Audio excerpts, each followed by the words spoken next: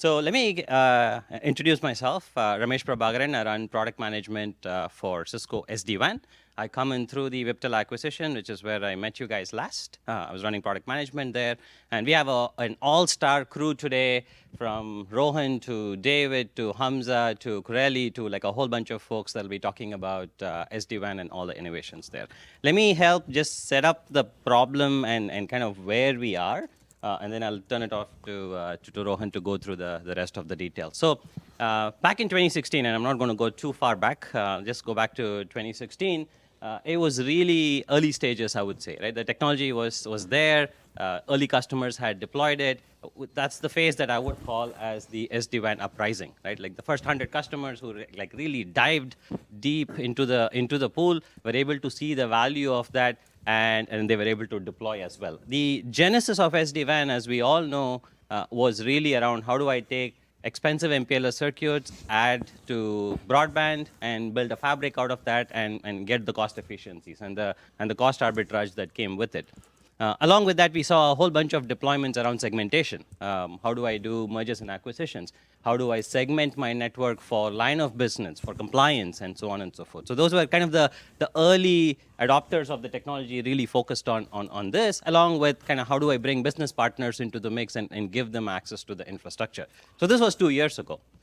Last year, is the phase I would call as SD-WAN maturing, mainly because there were a couple of acquisitions. The pioneers who actually jumped into the deep end of the pool were able to see the deployments work and were able to scale it to like thousands of sites in some cases as well.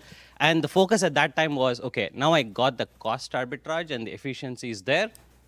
How do I get security to work? How do I do a direct internet access into Office 365? And how do I have an on-ramp into AWS or Azure and so forth? So DIA and DCA were really key topics of conversation amongst all of our customers last year. And so we built a lot of technologies and innovations around that. It was also the time that managed service providers, large telcos in particular, jumped in and said, hey, I have a managed service offering. So if you are an enterprise customer, you can actually get this as a service from me. I'll give you the circuit. I'll give you the managed capabilities on top. You don't have to worry about your network, irrespective of whether it's 100 sites or thousands of sites. And with that also came kind of virtualization. I have a really cool technology in the form of SD-WAN. I'll bring security into the mix. I'll bring elements of optimization, and I'll offer everything in a virtualized form factor. So that was last year. Fast forward to this year, I'm sure many of you have seen the stats around this. In the next 2 years, 90% of the enterprises are going to make a decision on SD-WAN. It's no longer a question of if, it's purely a question on when. And that's one of the reasons why you saw Gartner as well issue the Magic Quadrant, and it helps separate, how I would call, the men from the boys. There are a few vendors who show up on the top right because they have the credibility and the deployments to show.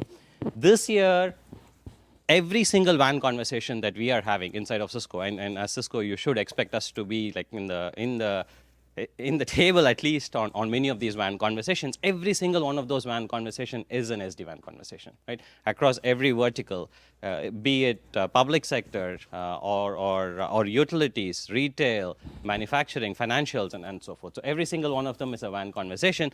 And there are two things in particular that keep coming up time and again. One is, how do I use this opportunity to revamp my security architecture entirely?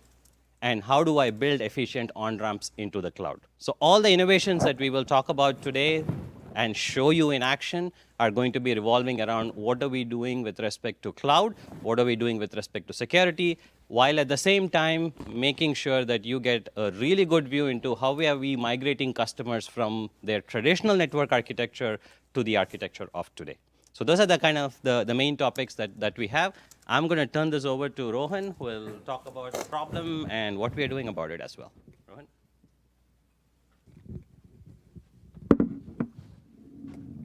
Thank you, Ramesh. Before I get started, quick introduction. My name is Rohan Grover. I'm part of the product management team in SD-WAN. And I'm going to double click into a few of the things that Ramesh was talking about, specifically around the new innovations on security and multi-cloud. And is there a clicker here?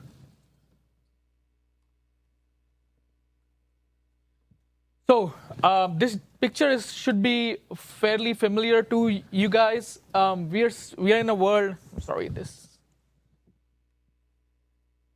We're in a world where your traditional campus and branch is no longer the same. We're in a world where you have mobility that is pervasive everywhere. IoT devices are becoming the norm. Everyone wants to connect to everything at any point of time on any device. And our traditional concept of where applications sit is fundamentally changing. There used to be a time when it was a data center and a private cloud. It's no longer that. You still have that along with things like IaaS and SaaS. And it is truly a multi-cloud world. With all the conversations we've had with our customers, more than 85 to 90% of our customer base is looking to have applications in more than a single cloud. Right? So everybody's looking at whether it's AWS or Azure or Office 365 or Salesforce, there are multiple clouds. Now, the WAN is really the connecting fiber between all of these. And this connectivity is no longer through MPLS circuits. We are depending on internet connectivity, and internet connectivity is now becoming business critical. Like it's no longer a best effort kind of transport anymore. Enterprises are looking at internet as the way to access their applications across the multi-cloud. Now, this becomes important because when you're doing this, you have to ensure the same level of reliability as well as security over the internet links that you expected over MPLS. And you're talking about enterprises that have few campuses, hundreds of branches, and thousands of users that are all mobile. Right? So this is a fairly complicated problem statement that we're trying to solve, and all of these interconnections are making life harder for network administrators, not necessarily easier. The cloud makes users' lives easier. It doesn't necessarily make the network administrator's life easier. Yes. Sorry, I thought you had a question. Nope, I'm listening intently, though. Thank you. You're welcome. Great. So the new paradigm that we see is that there is certainly this gap between users, devices, IoT things, and the multi-cloud. And this gap is creating a new paradigm called the cloud edge. The cloud edge, in our mind, is where networking and security and cloud all come together. Right? And this is going to become, or this is currently the new battleground on the WAN side. Right? And we need to figure out how we are going to protect the cloud edge. There's clearly a level of exposure now with internet becoming pervasive and business critical that didn't exist in the past. So security is fundamental to securing the cloud edge. Application experience, MPLS provided you a guaranteed SLA and metrics because you were paying for that. The internet is no longer that guaranteed purveyor of SLAs. We have to make sure that the experience is consistent, whether you're going over an MPLS circuit or whether you're going over an internet circuit. And it has to be give you the same level of performance characteristics that MPLS used to give you. And complexity, of course. You have to make sure that the WAN is intelligent enough to be able to take the best part with the most secure part to anywhere you want to go. So let's dive into the security piece of this. How do we do security today in a branch? There's typically 4 ways of doing security in a branch, and I'll go over all of them, and there's pros and cons to each of them. So the traditional way of doing it is you want to get access to the internet. You basically go from your branch location, backhaul it to your data center, and then go to the internet. Now, there's pros and cons here. Security is easier here because your security perimeter is actually in your data center, and you have all of your security appliances sitting there. The user experience is not as good. When you're going to a SaaS application or to the multi-cloud through a data center, you're going to have performance implications. The second way that we would do this is through cloud security. Let the security be handled directly by the cloud. There are a number of vendors out there that say that we can handle your security. You don't actually need security sitting in your branch. You can do it all in the cloud. Now, while that may be fairly simple, there's not any effort required by the enterprise to do this. A lot of large enterprises get very nervous when you talk about essentially outsourcing your security to the cloud. Right? There's a level of control that they lose, and they don't like it. Right? So while this is doable, this is probably not the model that a lot of enterprises are going to do. Third model is you're really paranoid about security. You want to deploy a unified threat management system in every branch. Right? So this gives you a level of control that you didn't have with option 2. However, this does get you a lot of complexities. It is more expensive to have a dedicated UTM appliance sitting in every branch, and management becomes a problem. You have 2 different points of management for your routing and SD-WAN, as well as for your security appliances. Lastly, you could do all of this. Right? You could deploy all of these in some form or fashion, and a lot of enterprises actually do this today. Like, there's no one single answer here. But again, this increases complexity, and this reduces control based on what you do in which branch. So we believe that we actually have an answer that might be better than all of these. The question really is, how can IT maintain choice and control when you're connecting to a cloud-first and a multi-cloud kind of world? So what we are really announcing today to begin with is a full stack security embedded within our routing portfolio with SD-WAN. So we introduced SD-WAN, the Viptela stack, in the ISR iOS code base in July. And now along with that, we are embedding our core security functions, which is application-aware firewalls, IPS, IDS, URL filtering, in the SD-WAN iOS router itself. So you get a full stack solution so that you can deploy this in one place and manage it consistently from one dashboard, which is our vManage dashboard. So one place to deploy security, one place to manage it, one place to monitor it. So this is, I think, a key innovation. All of our install base already out there has millions of ISRs. They can be enabled with SD-WAN today with a firmware upgrade, and now you can add security to it. So qualification here. So this, if I'm running the Viptela stack on my ISR router, that's all I'm running, right? Isn't that how that goes? I turn on Viptela, and then that's my my routing stack. And now I'm adding, you're announcing adding security to that. So that's all going to be within the Viptela container, if you will, running on my ISR? That's all going to be embedded in the iOS code along with the Viptela stack, right? So the mechanism of how we embedded it depends on what functionality you're talking about. The IPS, for example, is a Snort-based IPS. Okay. That's running in a container for Snort so that it can do all of the signature analysis and all that. But it is all natively inbuilt into the iOS image that is running SD-WAN. Okay, so it's an iOS image. Now I've just got more, Correct. more elements that you've added. You've got to more this. elements Okay. in addition to the SD-WAN capabilities that we announced in July. Would it be Okay. considered? But it's not a split personality kind of a thing. Is that what you were saying? Yeah. It's a It is one image. It's It's one- one okay. iOS image. Yeah. Okay. Yeah. Is it an That's- integration of FTD or just components of that, or So just Snort? we've worked very closely with our security team. We have the best of breed security assets, and all of this is in conjunction with our security team, and we have taken elements of the firewalls, the containers, the IPS, IDS, along with the threat management with Talos.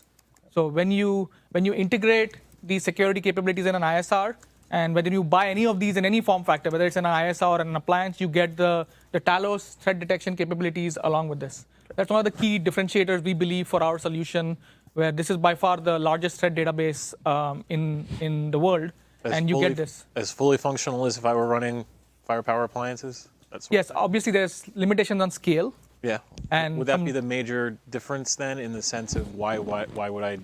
Correct. So we'll talk a little bit about deployment models. Like clearly this is not the answer when you're running security in a campus or the head end. And you need dedicated security appliances because Okay. the scale and performance matters. Okay. In a branch deployment, and depending on the size of the branch and the number of users, this is a clearly viable solution. It reduces CapEx, it reduces management, and really this is also an intersection of NetOps and SecOps, right? You also have to look at your organizational capabilities and how your SecOps team and NetOps team is going to work together to make this a reality. Those organizational boundaries are going away, and we are seeing that going away, but it's still going to be a while before SecOps and NetOps actually talk to each other, right? So I'm being told that I'm going to run out of time fairly quickly, so I'm going to go through these, and we're going to double click into this for the next hour and a half. So the second piece that we are announcing is integration with our umbrella stack for cloud security. So it's not just your embedded branch security that we're talking about. We're also adding elements from our cloud security stack, which is Cisco Umbrella, and integrating that with the ISRs.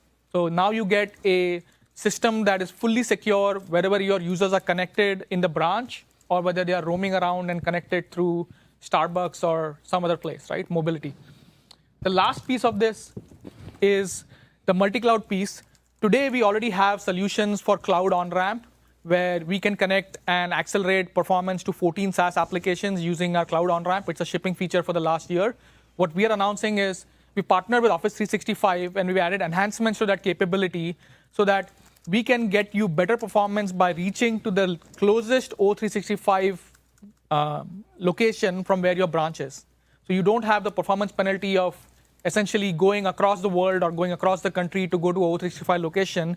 We will make sure that you reach the nearest location to your deployment. And we actually have a demo that will show you this 40% performance improvement of turning this feature on versus doing the traditional way of backhauling from your data center. So the next hour or so, we'll show you a demo of this. Closest as defined by latency? Yes, there's latency and jitter. There are parameters that we monitor. Okay. Yeah.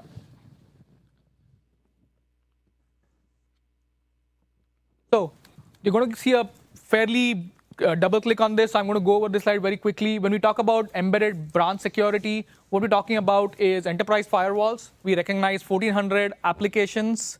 So this is application-aware firewalls. We have the IPS, which I just talked about, the SNOT-based IPS, the most widely deployed IPS on the planet. URL filtering with 80 web categories, as well as the cloud security with Umbrella. And Kureli is going to talk about this in extensive detail, so I'm going to move forward.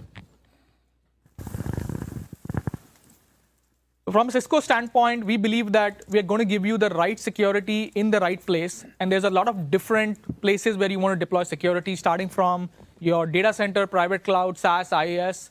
And this is just kind of giving you a quick cheat sheet on where we believe certain elements of security should be deployed.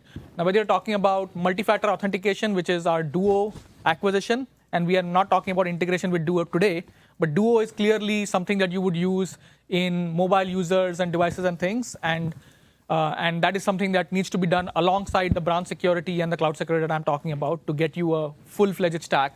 Then you have the rest of the capabilities that I am talking about today, which is firewall, IPS, URL filtering, and cloud. So depending on where you are in the network, you need a pervasive security stack, and Cisco has all of the elements to give you that. And as I just mentioned, we now have a common security architecture that spans across both our Viptela as well as Meraki portfolio, all of them powered by our Talos architecture. Right? So whether you're using a SD-WAN security stack by Viptela or by Meraki, you have a common security architecture, all of it using the best-of-breed security assets in Cisco.